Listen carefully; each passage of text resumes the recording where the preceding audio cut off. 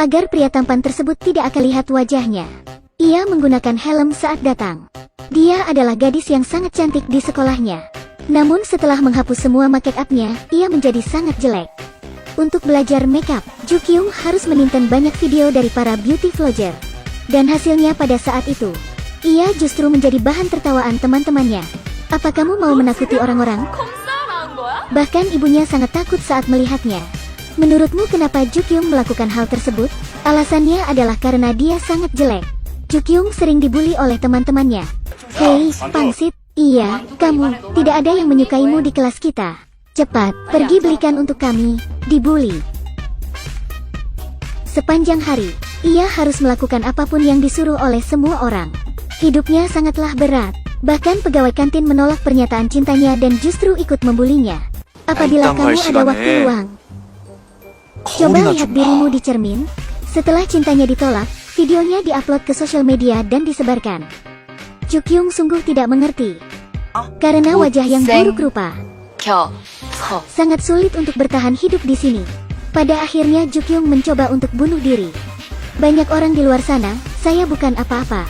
Saat ia bersiap untuk bunuh diri, seorang lelaki tampan menariknya. Tetapi kejadian itu terjadi dengan sangat cepat, hingga kacamatanya terlempar jauh.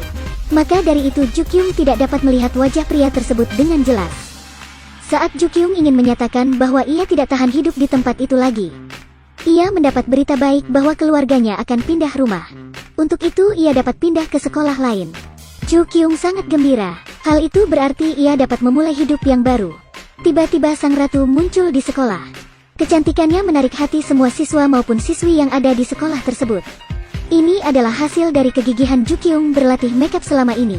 Dengan menggunakan foundation dan eyeshadow, Ju Kyung menjadi siswi paling cantik di sekolah barunya tersebut. Tidak ada yang membulinya semenjak ia menggunakan penampilan barunya. Bahkan teman-teman sekelasnya mengajaknya mengobrol secara intens. Ju Kyung bergabung dalam grup siswi-siswi tercantik di sekolah. Ia pergi bersama dan bahkan berfoto bersama mereka. Ternyata semua berjalan lebih menyenangkan dari bayangannya. Makeup membawanya ke kehidupan yang benar-benar baru. Keberadaannya juga menimbulkan persaingan di antara dua orang siswa tampan di sekolah. Suho, seorang siswa yang cerdas dan tampan. Ia sangat menjaga jarak dan menolak semua perhatian dari wanita. Pada hari pertama masuk sekolah, Ju Kyung menabrak Suho, bahkan bedak Ju Kyung sebagian menempel di jaket Suho. Ju Kyung tidak dapat membayangkan akibatnya. Siswa tampan yang satu lagi bernama Seo Jon, yang merupakan anak nakal di sekolahnya. Saat sedang ugal-ugalan mengendarai motor balapnya di jalan, Seo Jon bertemu dengan Ju Kyung. Saat Ju Kyung hendak meninggalkan Seo Jun, tak sengaja Ju Kyung membawa helm Seo Jun di tangannya. Adegan berpindah pada Ju Kyung yang pergi ke toko buku tanpa menggunakan make up-nya seperti biasa. Namnu Suho juga ternyata ada di sana. Mereka memperebutkan sebuah komik dan tanpa sengaja Ju Kyung terjatuh dan menimpa lengan Suho. Suho seketika mengenali Ju Kyung sebagai gadis yang waktu itu ia selamatkan saat hendak bunuh diri. Namun karena saat itu kacamata Ju Kyung terlepas, ia tidak dapat dengan jelas melihat wajah Suho. Namun Ju Kyung punya ketakutan lain, ia takut Suho dapat mengenalinya di sekolah. Suho merasa aneh saat Ju Kyung bahkan tidak mengenalinya padahal insiden penyelamatan tersebut baru terjadi beberapa hari lalu.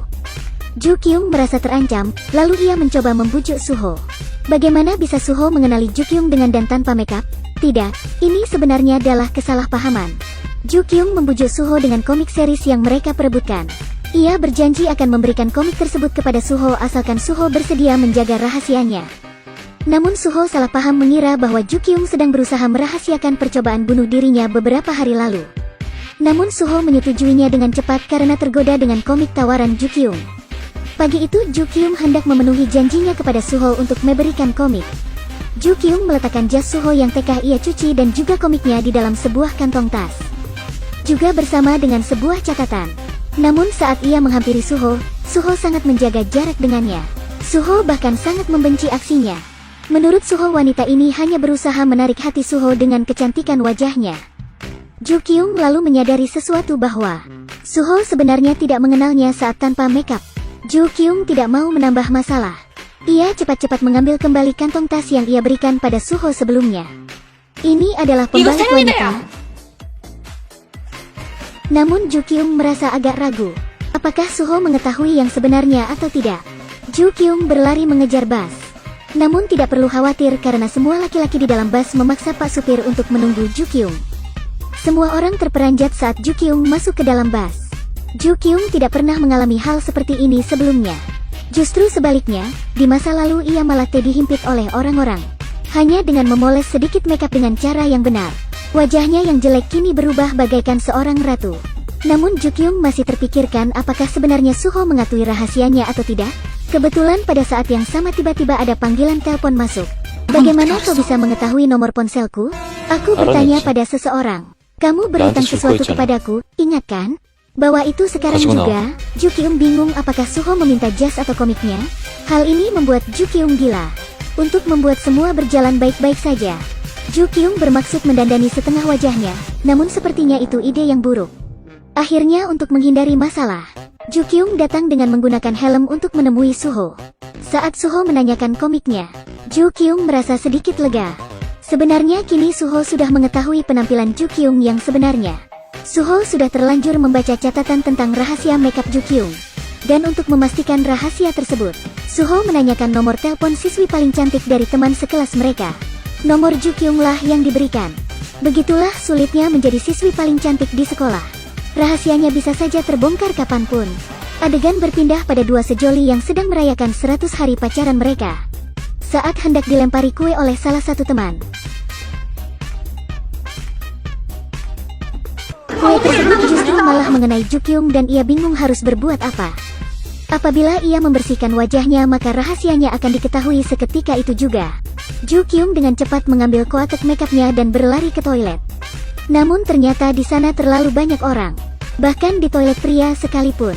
Apabila orang-orang melihat wajah aslinya dan mengetahui bahwa kecantikannya hanya karena makeup yang ia gunakan, apakah kau malu? Kamu jelek sekali. Ju Kyung tidak dapat membiarkan hal itu terjadi. Saat Ju Kyung benar-benar tidak tahu harus berbuat apa lagi, Suho muncul. Apabila rahasia Ju Kyung terkuak, apakah ia akan bisa tetap tenang seperti sebelumnya? Orang-orang mengatakan bahwa kecantikan itu merupakan sebuah bakat. Wanita yang cantik akan selalu diuntungkan.